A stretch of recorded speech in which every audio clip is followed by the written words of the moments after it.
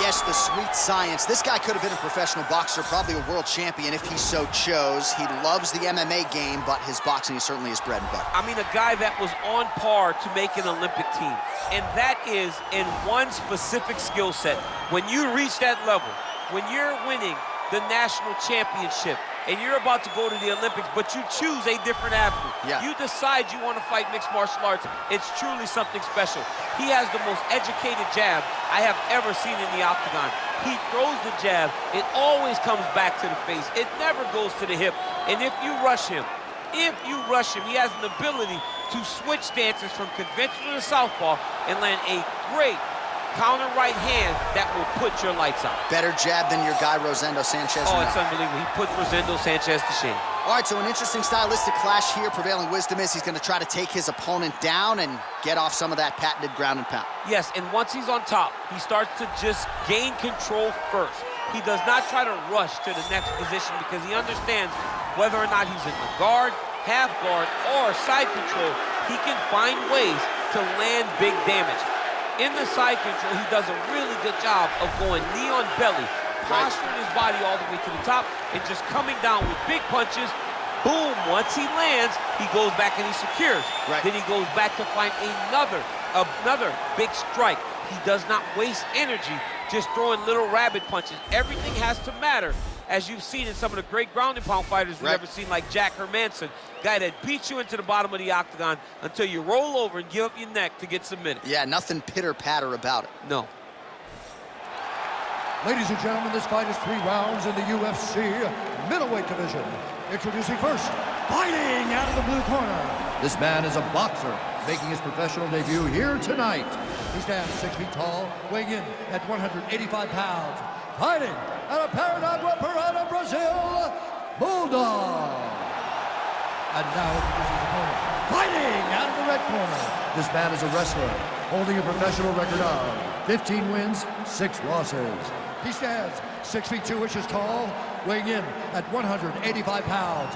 Fighting out of Baldwin, New York, ladies and gentlemen, presenting the former UFC middleweight champion of the world, Chris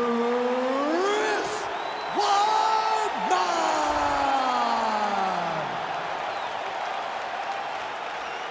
And when the action begins, our referee in charge, Herb Dean. Herb Dean has drawn the assignment here. Ready.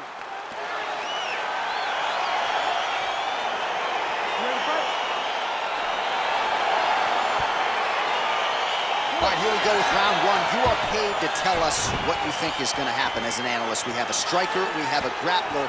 Doesn't always play out that way, but what are you expecting to see in this one? I'm expecting the grappler to try and go and make contact with his opponent. Right. If he can make contact, he can drag this fight to the mat. I expect the striker to try and maintain range with his jab, with his kicks, to make this a stand-up affair. All right, he's sort of hanging out here unguarded, DC. Not sure if he's trying to bait him in or what, but not great body language here.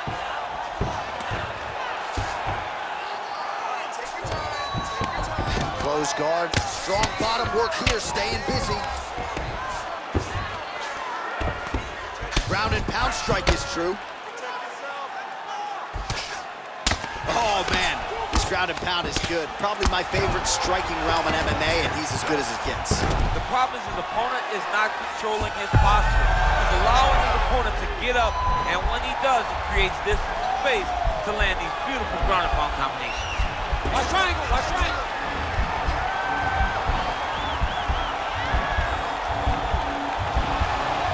Needs to push the arm to the side, get his head against the mat. Now watch, as he goes to the finish, watch his chest go to the mat. And this might just be a matter of time.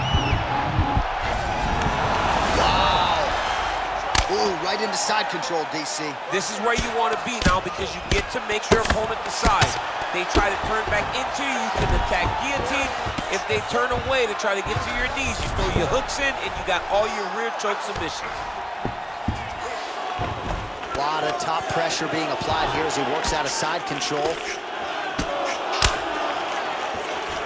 Well, there are few things more fun to watch in mixed martial arts than these type of transitions and scrambles on the ground. High-level grappling can really be entertaining. Well, not good body language from his opponent here, DC. He's curled up. No, he's exhausted. He's been beaten.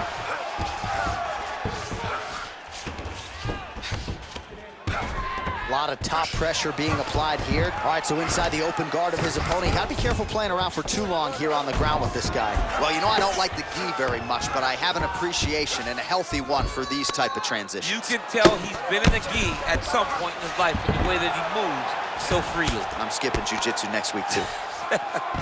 Well, you see all the grappling repetitions here. Just beautiful movement, seamless transitions on the ground. Over and over, these guys are doing things that you see in every jiu-jitsu gym around the country.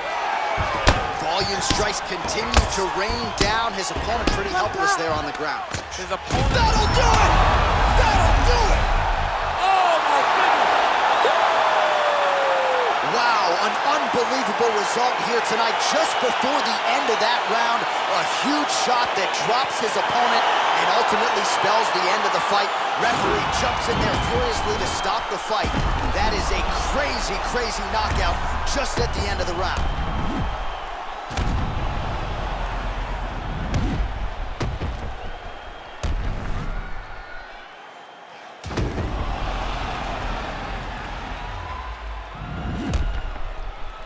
And here once more, Bruce Buffer. Ladies and gentlemen, referee Herb Dean is going to stop to this contest at 4 minutes, 50 seconds of the very first round. Declaring the winner by knockout, Chris Weidman. Well, we congratulate him on a huge knockout here tonight. He'll probably keep that smile while he's sleeping tonight after what he was able to produce here. He's going to be smiling for a really long time. When you get a knockout like that, not only do you get the win, you also, most times, walk away with a $50,000 bonus check.